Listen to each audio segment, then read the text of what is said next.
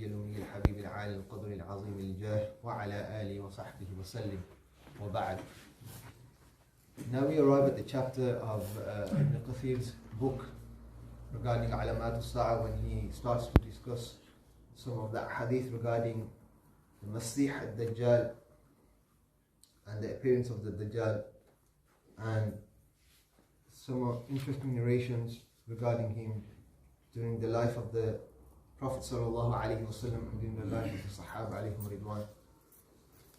So, firstly, the hadith that is quoted in this book is on the authority of Jabir ibn Samura radiallahu ta'ala anhu, who said that he heard Rasulullah sallallahu alaihi wasallam say that just before the hour there will be many liars.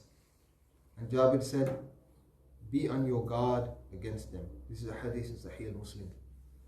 And then Jabir said, I heard Rasulullah sallallahu alaihi wasallam say, just before the hour, there will be many liars. Among them is the one in Al-Yamamah, the Ansi of Sana'a, the one in Himyar, and the Dajjal. And this will be the greatest fitna. This hadith is in the Musnad of Sayyidina Imam Ahmad radiallahu ta'ala anhu. And then there is a narration of Abu Hurairah radiallahu ta'ala anhu in which he said that the Prophet sallallahu alaihi wasallam said that the hour will not come until nearly 30 Dajjals will appear, each one of them claiming to be a messenger from Allah subhanahu wa ta'ala. Then Abu Hurairah narrates another narration in the Musnad of Imam Ahmad that Abu Hurairah said that Rasulullah sallallahu alaihi wasallam said, the hour will not come until 30 Dajjals appear, each one of them claiming to be a messenger from Allah. Wealth increases, tribulations appear, and al-harj increases. And someone asked, Ya Rasulullah sallallahu alayhi wa sallam, ma al-harj, what is harj? And he said, killing. He repeated it twice in this narration. So, from these narrations we understand that before the Dajjal, the main Dajjal, there will be many smaller Dajjals. And the word Dajjal literally refers to liars. It means liar, right? And some of the hadith that we find regarding the appearance of the Dajjal, they mention the coming of the smaller Dajjals who will claim prophecy.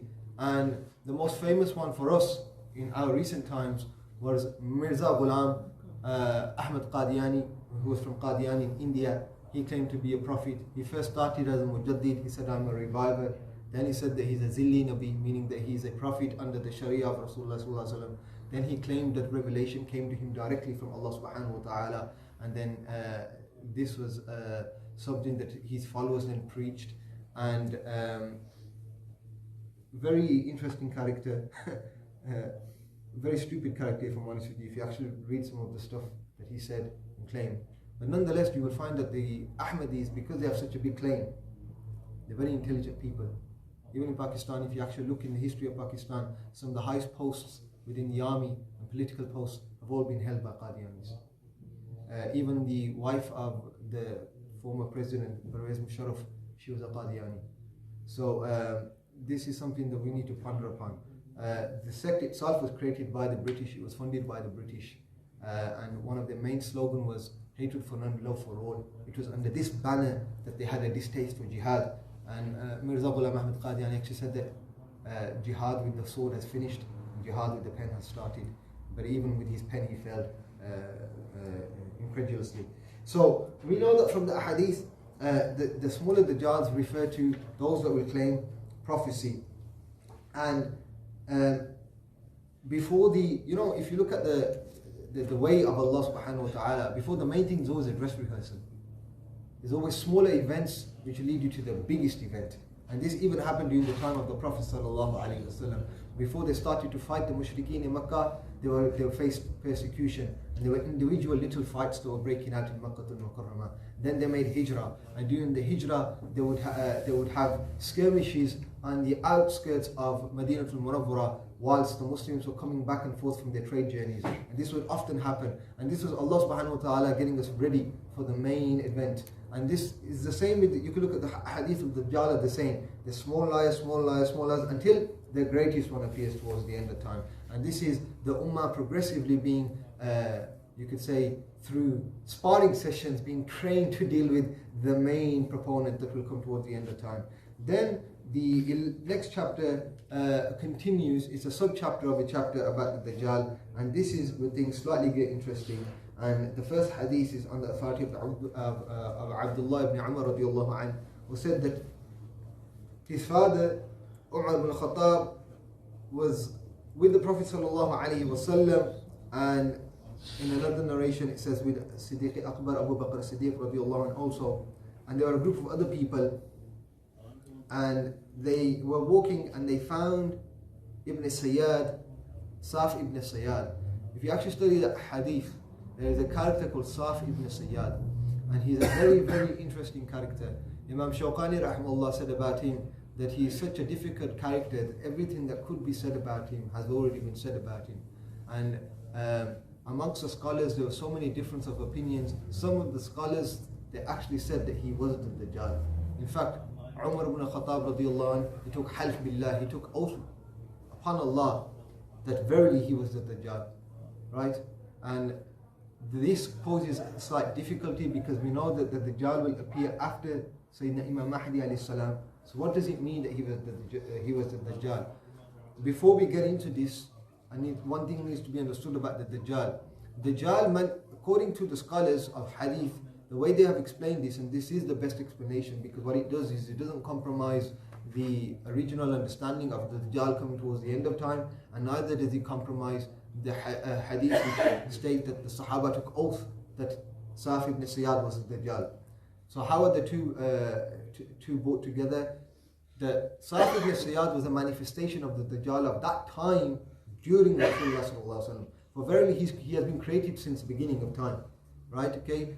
And if you look at the hadith of Tamim ad-Dari, where he's chained, and then they find a spy who's guarding him, and the spy is so hairy that you can't distinguish his front from his back, then you will see that the Dajjal existed even at that time when he was born. And in the hadith he says, I'm awaiting my time of release. We'll come to that hadith also. So Saf ibn Sayyad, he was if you actually look at him, he was a very mythical figure during the time of the Prophet sallallahu alaihi wasallam. Some of the scholars have said that he was a kahin, he was a fortune teller, and verily the Dajjal will be like a fortune teller, because he will prophesy and tell you things, some of which will be true, some of which will be false, and people will fall for it. And so this hadith says that they found him playing with some children when he was young, near the battlement of Banu Maghala. It's an area, and at that time Ibn Sayyad was on the threshold of adolescence, so he was about to enter puberty, you could say. And he did not realize that there was someone behind him and near him until the Prophet ﷺ came behind him, and the hadith says, Darabahu, he hit him from the back, right, with his hand, hit him. And when he hit him, Ibn Sayyad turned around, and Rasulullah ﷺ said, Atashhadu anni Rasulullah ﷺ, do you bear witness that I am the messenger of God? And Ibn Sayyad looks at him and he says, Ashhadu anna Rasul al-Ummi, that I bear witness that you are the prophet of the unlettered prophet. And then he looks at the Prophet ﷺ and he says, Atashhadu anni Rasulullah, do you bear witness that I'm the messenger of God? You know, he's saying this to the Prophet ﷺ. And the hadith says that the Prophet ﷺ then said, Amana billahi wa rasulihi, that I believe in Allah and His messengers, right? And then Rasulullah ﷺ said that what is it that I have in my hand? And some of the muhaddithin say that in the hand of Rasulullah ﷺ was written Surah Ad-Dukhan. And some of the muhaddithin say that the Prophet ﷺ was thinking about Surah Ad-Dukhan. And Ibn Sayyad paused for a moment and he said, Ad-Dukh meaning smoke. And the Prophet ﷺ looked at him and said, because this is the limit of what you can achieve, but you can't pass this. And Sayyidina Umar radiallahu ta'ala, and being Umar radiallahu anhu, he said, Ya Rasulullah, let me take his head off his shoulders. Let me take his head off his shoulders. And the Prophet ﷺ said, leave him, for if he is who you think he is, then none can defeat him except Isa ibn Maryam, because that's maktub in the books.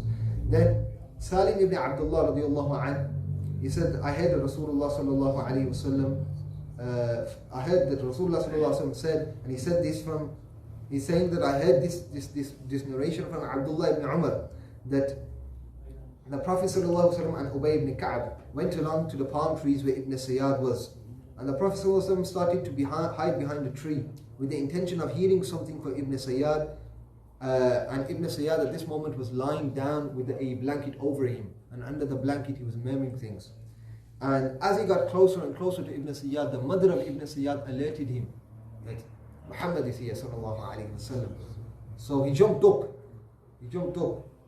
And when he did this, the Prophet sallallahu alayhi wa sallam said, if you had left him alone, then he would have explained himself.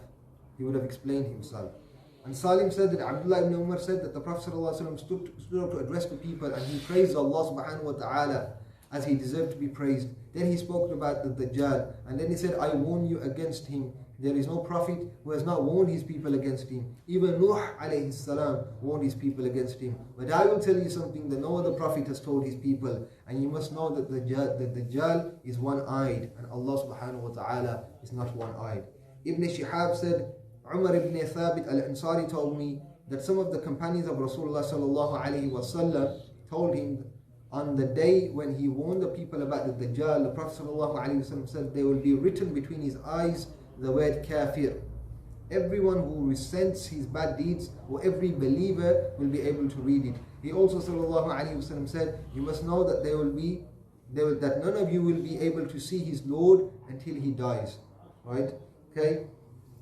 Ibn Umar said that the Rasulullah sallallahu alayhi wa sallam mentioned the Dajjal to the people, and he said that Allah subhanahu wa ta'ala is not one-eyed, but the Dajjal is blind in his right eye, and his eye is like a floating grape.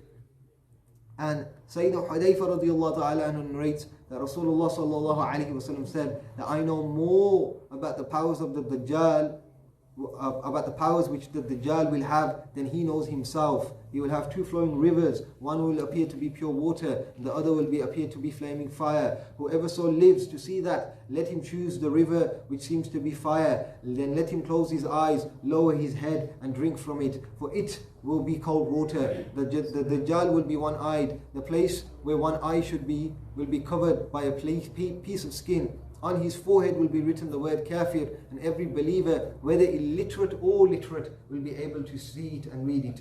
Abu Hurairah radiallahu anh said that the Prophet sallallahu alayhi wa sallam said that I will tell you something about the Dajjal which no other prophet has told his people before me. The Dajjal is one-eyed, and he will bring with him something which resembles Jannah and something which resembles Jahannam. But that which he calls Jannah in reality will be Jahannam, and I warn you against him as Nuh warned his people against him. Now, regarding going back to Ibn Sayyad, the chapter finishes regarding him that he's actually quite an interesting and a funny character as well. One of the Sahaba, he says that he traveled, Abu Sa'id al-Khudri, he said, I traveled with him when we were traveling between Mecca and Medina. In one narration, he says that they were traveling back after having a battle somewhere. And as the Sahaba were taking off their armor and resting their swords and their shields, Abu Sa'id says that I look next to me, and I look, and Ibn Sayyad is next to me, and he's taking off his gear as well. And he says to Abu Sa'id, oh Abu Sa'id, do you not see how people, they speak against me? You know, they call me the Dajjal. Can you believe it? Like he's having a heart-to-heart with Abu Sa'id al-Khudri, right? And Abu Sa'id al-Khudri says, why is he doing this? I begin to feel sorry for him, because he says that didn't the Prophet sallallahu alaihi wasallam say that the Dajjal won't be able to enter Makkah and Medina? And look at me, here I am entering Medina.